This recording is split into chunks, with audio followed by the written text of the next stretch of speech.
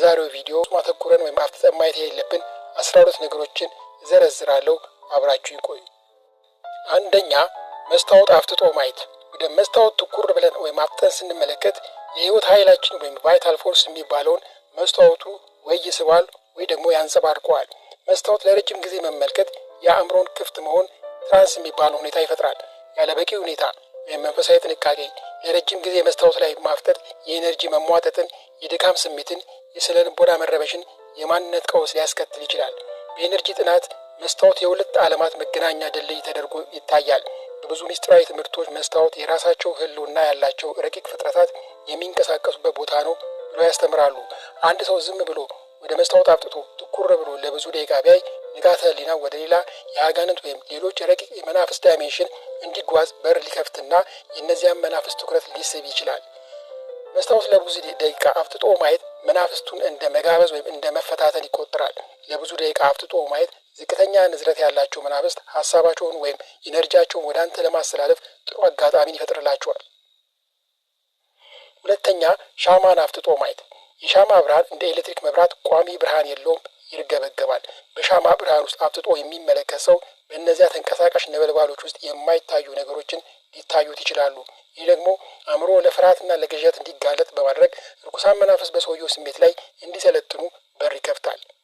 በብዙ መናፍስታዊ ልምዶች ውስጥ ሻማን አፍጥጦ በማየት የወደፊቱን ለማየት ወይም መናፍስትን ለመጥራት ይጠቀሙበታል። አንድ ሰው ያለ እውቅና ያለ ጸሎት በሻማ ነበልባል ላይ አትኩሮ ምን እያየው ነው ብሎ ቢመራመር የሰውየው ትኩረት እንደ ጥሪ ይቆጠራል። በተለይ ደግሞ ሻማው የሚበራው ለጸሎት ሳይሆን ለማየት ብቻ ከሆነ አደገኝነቱ ይጨምራል። ሳያውቀው ወደ ጥንቆላና ወደ መናፍስት ዓለም እየገባ ሊሆን ይችላል። ይህ ደግሞ ቀጥተኛ ለመንፈሳዊ ጥቃትና ለጭንቀት ይዳርጋል። የሻማን ነበልባል አተኩሮ ማየት አእምሮን በፍጥነት ራስን ወደ ማጣት ወይም ወደ መፍዘዝ ሁኔታ ውስጥ ይከቷል። በዚህ ቅጽበት ያንተ ንቃተ ህሊና ክፍት ስለሚሆን መንፈሳዊ መከላከያ ይላላል። በዚህ ክፍተት ውስጥ መጥፎ ሀሳቦች፣ ድምጾች ወይም ባዕድ መንፈስ ተጽዕኖች በቀላሉ ሊገቡ ይችላሉ። ሶስተኛ፣ ደምን አፍጥጦ ማየት። ደም ተራ ቀይ ፈሳሽ ሳይሆን የህይወትና የኃይል ምንጭ ነው። በመንፈሳዊ ዓለም ደም ትልቅ ዋጋ ያለውና መስዋዕት ስለሆነ መናፍስትን ይስባል። የስጋ ህይወት በደሙ ውስጥ ነው። ዘሌዋውያን ምዕራፍ 17 ቁጥር 11 እንደሚለው በድንገት የፈሰሰን ደም፣ ለምሳሌ የታረደ እንስሳ ወይም የቆሰለ ሰው ደም አፍጥጦ ማየት ደም አፍሳሽ ለሆኑ እርኩሳን መናፍስት መንገድ ይከፍታል። ይህ በተለይ ደካማ መንፈስ ያላቸውን ሰዎች ለድንገተኛ መውደቅ ወይም ለጭንቀት ሊዳርግ ይችላል። እርኩሳን መናፍስት ወደ ደም የመሳብ ከፍተኛ ባህሪ ያላቸው። ለእነሱ የፈሰሰ ደም እንደ ምግብ ወይም እንደ ጥሪ ነው የሚቆጠረው። በድንገት የፈሰሰ ወይም በአደጋም ይሁን በእርድ መንፈሳዊ አየሩን ይቀይሯል። በዚያ ቦታ ላይ የመናፍስት እንቅስቃሴ ይበዛል።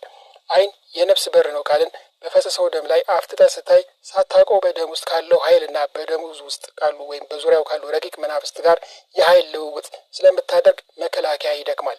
ደሙን ስታይ የሚሰማ ፍርሃት ወይም መረበሽ መናፍስቱ ወደ አንተ የሚገቡበትን በር ይከፍትላቸዋል። አንዳንድ መናፍስት በተፈጥሯቸው ከጭካኔ ከጥፋትና ከደም ጋር የተቆራኙ ናቸው። እነዚህ መናፍስት ደም በፈሰሰበት ቦታ ላይ ተገኝተው ባለቤት ይፈልጋሉ። ደሙን አፍጥጦ የሚያይ ሰው ለመንፈሱ ኢላማ ይሆናል። በተለይ ደካማ መንፈስ ያላቸው ሰዎች ደም አፍጥጠው ሲያዩ መንፈሱ በዓይን በኩል ሰርጎ በመግባት አእምሯቸውን ይረብሸዋል፣ ይሸበራሉ። ደም መታው የሚባለው ሁኔታ የሚፈጠረው በዚህ ነው። በዚህ ጊዜ ሰውነታቸው ድንጋጤውን መቋቋም አቅቶት ራሳቸውን ሊስቱ ወይም ሊወድቁ ይችላሉ። እርድ በሚከናወንበት ቦታ በተለይ በበዓላት ላይ አፍጥጦ ማየት አይመከርም። በዚያ ቦታ ላይ የደም መናፍስት ስለሚሰበሰቡ ደካማ መንፈስ ያላቸው ለጋ ህጻናትና እርጉዝ ሴቶች እንዲረቁ ይመከራል። የሰው ደም ከእንስሳ ደም የበለጠ መንፈሳዊ ክብደት ስላለው በተለይ በጸብና በግፍ የፈሰሰ ደም አፍጥጦ ማየት የበቀል መናፍስት ወደ አንተ እንዲገቡ ሊያደርግ ይችላል። አራተኛ፣ በመንፈስ የታወቁ ወይም በአጋንንት የተያዙ ሰዎችን ዓይን ማየት። በመንፈስ የታወቁ ወይም በአጋንንት የተያዙ ሰዎች መንፈሳዊ በራቸው ክፍት ስለሚሆን የእነሱን ዓይን አፍጥጦ ማየት መንፈስ ወደ አንተ እንዲገባ መጋበዝ ነው። ስለዚህ እንደዚህ አይነት ሰዎች ሲያጋጥሙ በጸሎት ማለፍ እንጂ ዓይን ላይ መገዳደር አይመከርም። መንፈሳዊ ትምህርቶች እንደሚነግሩን ዓይን የነፍስ በር እንደመሆኑ በአጋንንት የተያዘው ሰው ዓይን ትኩር ብለህ ስትመለከት ቀጥታ በዛ ሰው ውስጥ ካለው ክፉ መንፈስ ጋር የዓይን ላይን ግንኙነት እያደረክ ነው። ይህ መናፍስቱ የአንተ መንፈሳዊ ጥንካሬ እንዲመዝኑና ወደ አንተ ለመግባት ቀዳዳ እንዲፈልጉ በር ይከፍታል። አጋንንት ወይም ክፉ መናፍስት ራሳቸውን ለመግለጽና ተጽዕኖ ለመፍጠር ትኩረትና ፍርሃት ይፈልጋሉ። አፍጥጠህ ስታይ መናፍስቱ የሚፈልጉትን መድረክ ትሰጣቸዋለህ። መመልከትህ እንደ እውቅና መስጠት ነው የሚቆጠረው። መናፍስቱ መፍጠጥህን እንደ መፈታተን ወይም እንደ መጋበዝን በመውሰድ ክፋታቸውን ወደ አንተ እንዲያዞሩ ሊያደርግ ይችላል። በተለይ መንፈስህ ደካማና በፍርሃት የተሞላህ ወይም በኃጢአት በዝቅተኛ ስሜት ውስጥ ያለ ከሆነ ወደ አንተ ለመምጣት ቀላል ይሆንላቸዋል። አምስተኛ ህፃናትና እርጉዝ ሴቶችን አፍጥጦ ማየት። ህፃናትና እርጉዝ ሴቶችን አፍጥጦ ማየት ከቡዳ ወይም የአይን ኃይል ከምንለው ጋር ቀጥተኛ ግንኙነት አለው። ህፃናትና እርጉዝ ሴቶች መንፈሳዊ መከላከያቸው ደካማ በመሆኑ ማንም ሰው በእነሱ ላይ አፍጥጦ ካየ በአድናቆት የሚሆን በክፉ ሀሳብ ያየው ሰው ሳያውቀው መጥፎ ኃይልን ሊያስተላልፍባቸው ይችላል። ይህም ለድንገተኛ ህመም ወይም ለመሸበር ይዳርጋቸዋል። ለዚህ ነው በአድናቆት እንኳን ስናይ በእስልምናው ማሻአላህ፣ በክርስትናው ደግሞ እግዚአብሔር ይጠብቅህ የሚባለው። ስድስተኛ ወደ ሰማይ አትኩሮ ማየት። ወደ ማያልቀው የሰማይ ጠፈር ትኩር ብለን ስንመለከት የህይወት ኃይላችን ወደዛ ሰፊ ባዶነት እየለቀቅነው ነው ተብሎ ይታሰባል። ሰማዩ ፍጹም ባዶና ሰፊ በመሆኑ የሰው ልጅ ውስን ኢነርጂ የመምጠት ኃይል አለው።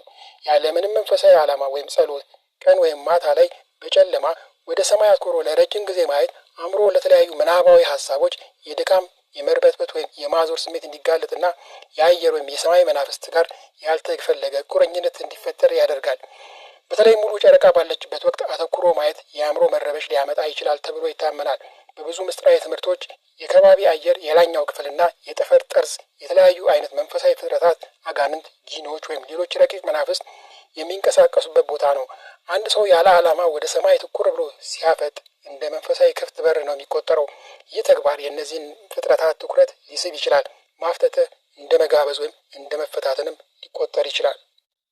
ሰባተኛ እንስሳትን አይን አፍጥጦ ማየት። እንደ ድመት፣ ውሻ፣ ጅብ ያሉ እንስሳት ማታ ላይ አይናቸው ሲያበራ አፍጥጦ ማየት አደገኛ ነው። መናፍስት በእንስሳት አድረው ሊንቀሳቀሱ ስለሚችሉ የእነሱን አይን መገዳደር ለመንፈሳዊ መሸበር ይዳርጋል።